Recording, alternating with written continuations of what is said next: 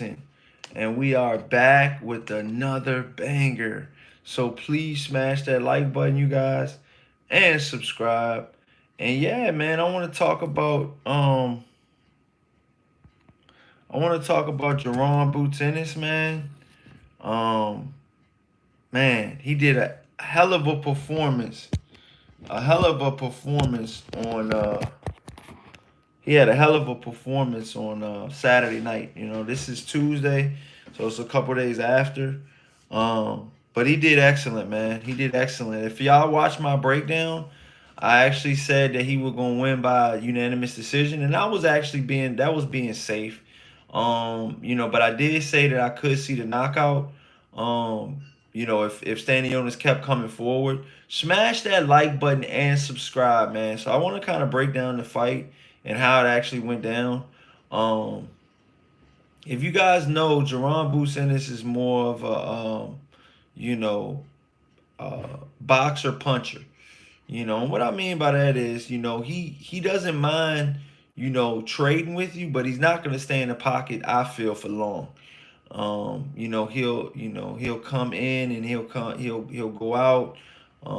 He was definitely using the ring, to his advantage. And I feel like that benefited him. I feel like that definitely benefited him.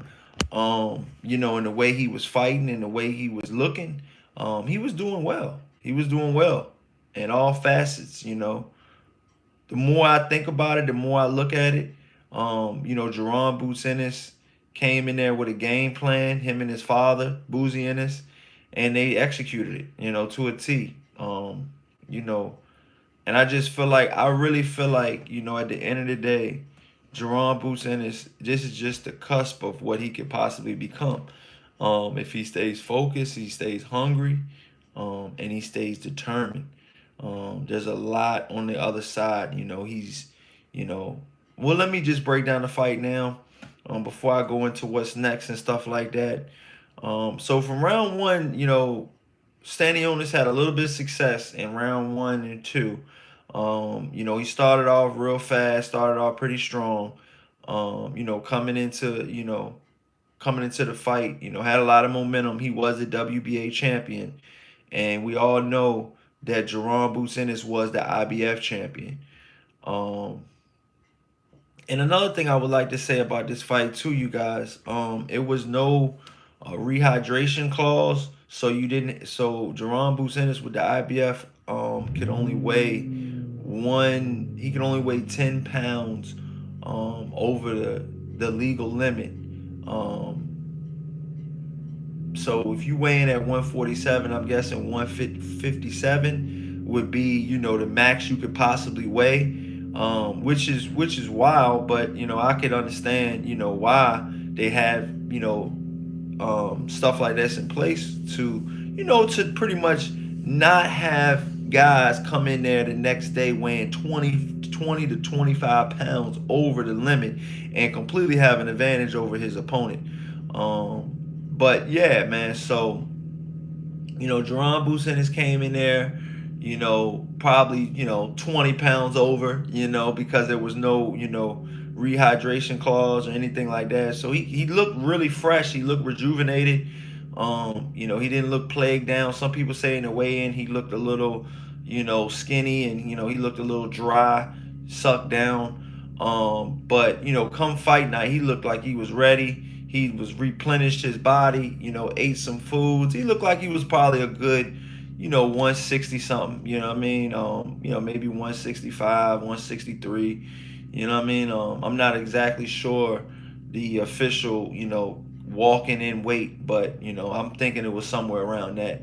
And from the jump, it looked like, Jerome Busin is, I mean, he's seen what I seen in the weigh-in, and I seen that, Stanionis' stomach was, he had a six pack or eight pack, but it was protruding a little bit. You know what I mean? And I seen that Stanionis did not really like it to the body leading up into this fight. It was a couple other fights, especially the fight with Butev and stuff like that, where he would get hit in the body, and he did not like that. You guys, he did not like that. And you guys got to understand, man, when you're fighting top tier talent, they see holes in your in your in your arsenal, and when they see holes in your arsenal, they're gonna exploit them. That's why they're at the top level. And Jaron Boots Ennis definitely exploited those. He looked at Stanionis, and he knew what he was doing. He looked like he had full control. He could trade with them and then get out. Trade with them and then get out. Pop that jab from the outside and keep his distance, man. That was the main thing, keeping his distance, man. I think he did well doing that. And I'm gonna be honest, man. I really truly think that this is really a coming out party for Jaron Boots. Because mind you, a lot of people say that he didn't earn that title and stuff like that, and but I think he did. I think he fought Chudenev twice. Some people say there was a lackluster performance, but you guys got to think about the rehydration as well. You can only weigh 10 pounds over. This guy's a grown ass man, and he's been at 147, I believe, since the amateurs. So he's been at 147 probably for 10 plus years. This dude is a grown ass man, and he loves to eat. You see some of the stuff he was eating in Philly. So to make a long story short, Jaron Boots Ennis came in there. He came in there. He did what he had to do. He broke his opponent down, and he started, definitely started with the body early. Smash that like button as soon as you guys come in, y'all. Let's definitely get these likes up. But he started with the body early, and I'm gonna be honest with you guys. When you start with the body that early, you know you're gonna do nothing but great things towards the end of that. You know what I mean? Towards the end of the fight, because let's be honest. If you're already committing to the body in round 1, by round 6, if you're consistently going to the body, I mean, he was consistently going to the body. I'm gonna just be honest with you guys. He was going to the body consistently. So, when you go to the body like that consistently, I mean, I truly feel like, there's only one way that this can go, especially when your opponent, like Stanionis, is prone to body work. He does not like all of that body work. So I feel like, listen, man, he did what he had to do. In the fight, he wound up eventually stopping Stanionis. I believe the body work really, really got him there. I feel like if he would have kept going to the head, it might not have been that, I'm not gonna say easy, because nothing is easy. It's all one in the gym. But we all know that Jaron Boots Ennis stays in the gym, from what everybody's saying. Sparring partners, coaches, fans, they're saying he's a gym rat. So right now, man, with everything being said, I mean, listen, man, Jaron Boots Ennis stopped his fighter, and it was with relative ease. It was with relative ease. I didn't see a whole lot. Good fella boxing. What's good fella TV? What's happening, man? He said, Corey, what's up? What's up, man? I see you still making them videos, man. You made a whole lot of videos, man. I appreciate that's man. Salute to you, man. Out there in the D, man. Salute to y'all, man, out there, man. And yeah, man. Good fella out there. Go subscribe to his channel. Awesome channel. He does basketball, football. I mean, he's into it all, man. So definitely subscribe to him. And yeah, man, subscribe to my boy, man. Subscribe to my dog, man. But yeah, man, Jaron Boots Ennis looked really good. Like I said, the body attack, broke his opponent down. Stanionis couldn't stand there too much longer, man. It was getting ugly in there, and he eventually did not come out, I believe, for the 7th round, and it was a wrap. It was a wrap. He got dropped in the 6th, I believe, and his trainer just pretty much said that, I'm gonna stop the fight. And Stanionis was pretty much like, all right, that's what it is. Pretty much like, okay. I didn't believe he had a whole lot of backlash. I mean, not backlash. He didn't have a whole lot of things to say about that. I mean, once he stopped the fight, once his trainer stopped the fight, Stanionis was pretty much like he was smiling after they stopped it. And I thought I was gonna see a little bit more out of him. I thought I was gonna see a little bit more out of him, you know what I'm saying, out of Stanionis because of leading up into this fight. You know, but he really had like one game plan, and that was to come in forward, high guard, you know what I'm saying, high guard, and try to pick his shots. That's not gonna work with Jaron Ennis. Goodfella TV says Boots gonna be undisputed. Norman the toughest in my opinion. Yeah, I mean Norman's could probably be the toughest, you know what I'm saying? But at the end of the day, I feel like nobody's gonna give Jaron Boots Ennis a whole lot of competition until he gets to 154. I would love to see a Jaron Boots Ennis versus Charlo. Jamel Charlo, the 154 pound, former champion at 154 pounds. Um, I would love to see, Jerron Boots Ennis versus Earl Spence Jr. That'd be an awesome fight. They're talking about Earl Spence Jr. is possibly gonna suck his body down again to fight at 147 to possibly fight Mario Barrios, which you guys know Mario Barrios is out there and he's dog food. For all of these champions out here that's at 147 pounds, or for all of the contenders that's at 147 pounds. They look at Mario Barrios as dog food. I feel like he's the weakest champion in the 147 pound division. We all seen what Javante Tank Davis, a naturally 135 pound fighter at 140, did to Mario Barrios. Stopped him. And I just feel like that's stuck in my head, man. And we seen what, Keith Thurman did to Mario Barrios as well. You know, he had good moments in that fight. And I just feel like Mario Barrios, he got the belt, salute to him, kudos to him. But at the end of the day, it's like, dude, you gotta be really, really sharp at the 147 pound division, you know, and you gotta be able to pick your shots. You know what I'm saying? You gotta be able to, move around the ring. I feel like Mario Barrios gets stuck into wars too much, and but he can box as well. But right now it's Mario Barrios, it's Jerron Boots Ennis, and it's Brian Norman Jr. You know what I'm saying?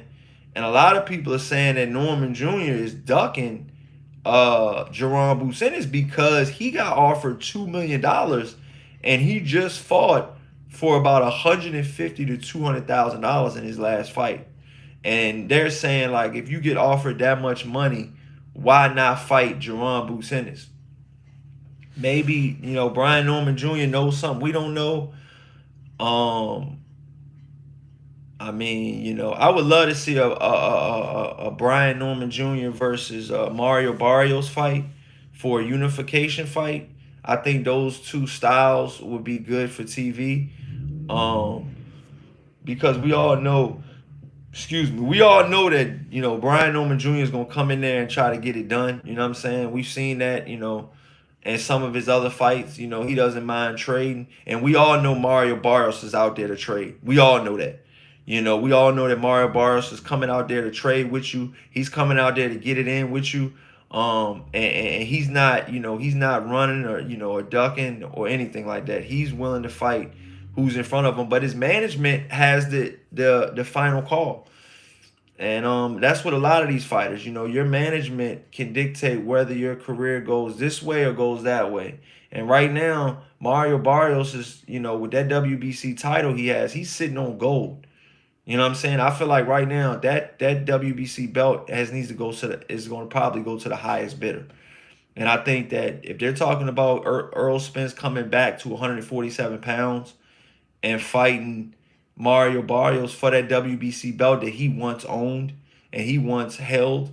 Um, I think Earl Spence Jr. could beat Mario Barrios, but we don't know what Earl Spence we're gonna get.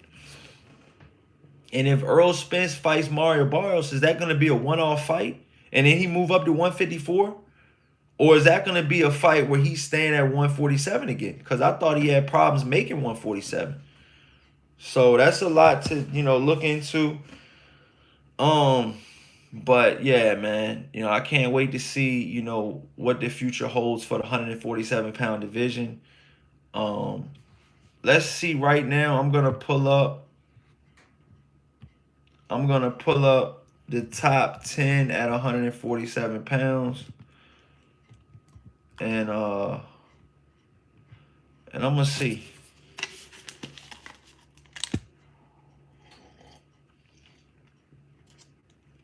Late coffee. Stomach was feeling crazy, man. I had some type of bug the last couple days. But I'm back at it now, man.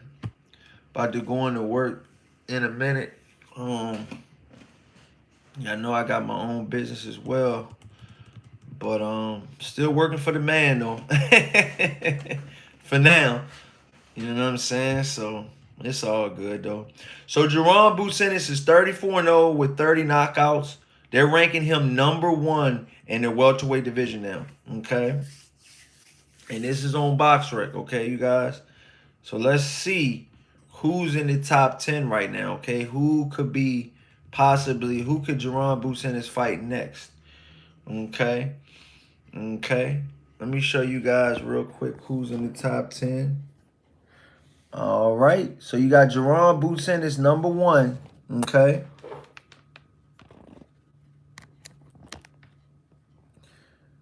You got Jaron Ennis. Okay. Jaron Ennis is number 1. Okay. So you got Ryan Garcia number 2. That's wild as shit. They got Ryan Garcia number 2. Which I can't believe that could even happen like that.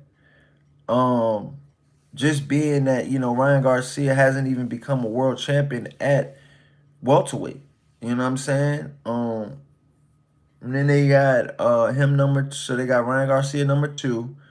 Never fighting for a world title at welterweight, but he's number 2 in the world, ahead of Brian Norman Jr., which is number 3 in the world. Brian Norman Jr. is if you guys know, he's 27-0, and he's 24 years of age. And he's pretty young, man. So I mean, maybe they're trying to wait it out, wait till he, can mature in the ring and outside of the ring. But I know his dad keeping a real fine eye on him. I guess what he does outside of the ring as well. Because a lot of these fighters, you guys got to know the fight is won the fight is won outside of the ring. And what I mean by that is leading up into this fight, that's when the fight is won. With training camp, what you doing before training camp. Do you have to have a pre-training camp to get some of that weight off and stuff like that? So some of these fighters balloon up, they party, they do a lot of things. So you got Brian Norman number 3. You got Jen Suski number 4. He's 19-1. Okay, he's from Japan, and he's 23 years of age. He's number 4, you guys. Number 5 is Lewis Croker. He's 21-0, okay? And he's 28 years old, and he's from Belfast, Northern Ireland. Okay, so he's, number 5. Then you got Tulaney and Embiid, which is, 21-2. I feel like one of those losses he won. So he's 21-2, and he's from South Africa, you guys. Eastern Cape. He's from South Africa. And I've actually interviewed him on the channel before. He's been at welterweight for a while now. He's been the IBO champion as well. And I would love to see him fight one of the champions as well. Then you have Rohan Polanco. He's 15-0 with 15-0. He's 26 years of age, and he is from the Dominican Republic, you guys. A lot of these fighters, some of these fighters you never heard of, um, but they're here, you know. Then you got Giovanni, number 8. Giovanni Santillion. He's 31 and 1, excuse me, 33 and 1 from San Diego, California. Okay. And then you have David Pata, excuse me if I'm butchering his name. He's 30 and 0 with one draw, 34 years of age. He's from Saint Nazaire, France.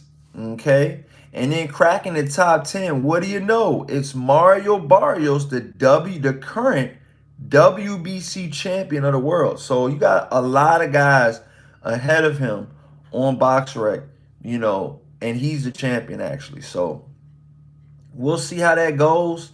Um, Let me know in the comment section, you guys, who you guys would want to see. Who you guys would want to see Jaron Boots in his fight next.